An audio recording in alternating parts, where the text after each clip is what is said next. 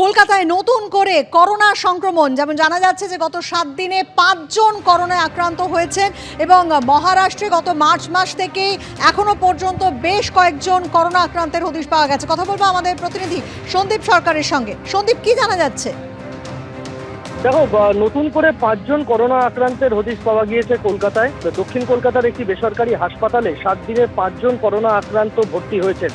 তারা প্রত্যেকেই কলকাতার বাসিন্দা বলে হাসপাতাল সূত্রে খবর, এবং এরা প্রত্যেকেই বিভিন্ন অস্ত্রোপচারের প্রয়োজনে হাসপাতালে এসেছিলেন এবং রুটিন কোভিড টেস্টে তাদের করোনা রিপোর্ট পজিটিভ আসে। এই 5 জনের মধ্যে 3 জন কোভিড রিপোর্ট নেগেটিভ হওয়ার পর হাসপাতাল থেকে ছুটি নিয়ে বাড়িতে গিয়েছেন। 2 জন এখনো হাসপাতালে চিকিৎসাধীন রয়েছেন বলে হাসপাতাল সূত্রে খবর। আমরা জানি যে করোনার নতুন উপপ্রজাতি KP.2 তা দাপট দেখাতে শুরু করেছে বিশ্বের বেশ কয়েকটি দেশে, যার মধ্যে একদম শীর্ষে রয়েছে আমেরিকা। সেখানে প্রচুর মানুষ আক্রান্ত হয়েছেন গত মাস দুয়েকের মধ্যে। সম্প্রতি কেন্দ্রীয় স্বাস্থ্য মন্ত্রকের তরফ থেকে জানানো হয় যে মহারাষ্ট্রে KP.2 হদিশ মিলেছে। প্রায় 100 জনের কাছাকাছি মহারাষ্ট্রে, মূলত পুনে এবং সংলগ্ন এলাকায় আক্রান্ত হয়েছিলেন এই করোনার নতুন উপপ্রজাতি KP.2 দ্বারা। এখন কলকাতায় যারা করোনা আক্রান্ত হয়েছেন গত 7 দিনের মধ্যে, তারা এই নতুন উপপ্রজাতির দ্বারা আক্রান্ত নাকি পুরনো ভ্যারিয়েন্টই ছড়িয়েছে সে বিষয়টা স্পষ্ট নয়। জেনোম সিকোয়েন্সিং ছাড়া কি প্রজাতির দ্বারা আক্রান্ত হয়েছেন এই নতুন করোনা আক্রান্ত রোগীরা তা বলা সম্ভব নয়, এমনটাই অভিমত বিশেষজ্ঞদের। ধন্যবাদ সন্দীপ। সন্দেশখালী কাণ্ডের যে কটা আজ পর্যন্ত যা মামলা রয়েছে তার সমস্ত কিছুর তদন্তভার সিবিআই এর হাতে তুলে দেয় হাইকোর্ট। আর এবার সিবিআই একেবারে সন্দেশখালীতে ক্যাম্প অফিস তৈরির সিদ্ধান্ত নিল।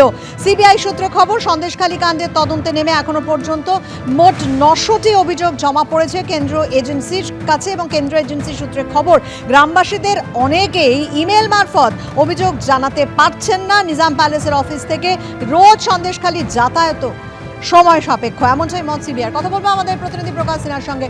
প্রকাশ, আমরা এই মাঝে কয়েকটা দিন দেখেছি যে সিবিআই তরফ থেকে বারবারই যাওয়া হচ্ছে সন্দেশখালীতে, আর এবার সেখানে একেবারে ক্যাম্প অফিস করার কথা ভাবলো সিবিআই, কেন? দেখো, সিবিআই সূত্রের খবর, সিবিআই আধিকারিকরা এবার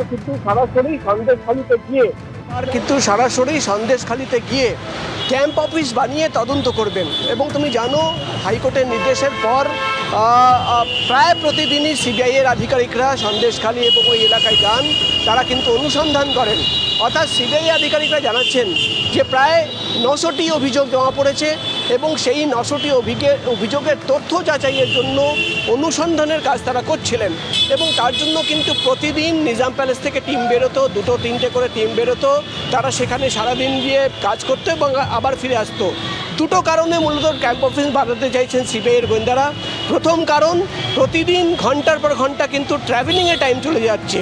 দ্বিতীয় কারণ, সিবিআইয়ের আধিকারিকরা মনে করছেন যে কোনোভাবে যে ইমেল আইডি তারা প্রকাশ্যে এনেছিলেন এবং সেই ইমেল আইডির মাধ্যমে কমপ্লেন করার কথা ছিল, অনেকেই কিন্তু সেই ইমেল আইডি অ্যাক্সেস করতে পারছেন না এবং তাই জন্য কিন্তু অভিযোগ জমা হচ্ছে না, এমনও কিন্তু কয়েকটা অভিযোগ তারা পেয়েছিলেন।